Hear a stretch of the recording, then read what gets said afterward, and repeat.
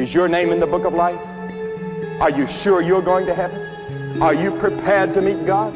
We're not going to heaven because we're good. We're not going to heaven because we work. We're not going to heaven because we pay. We're going to heaven because of what he did on the cross, and all I have to do is receive it. And it's so simple that millions stumble over its very simplicity. You see, God made it so simple that children can believe. He made it so simple and so easy that a blind man, a deaf man, a dumb man can believe. A man of any race can believe. A man of any nationality, of any language can believe. And that's all God says you have to do to get to heaven. Just believe.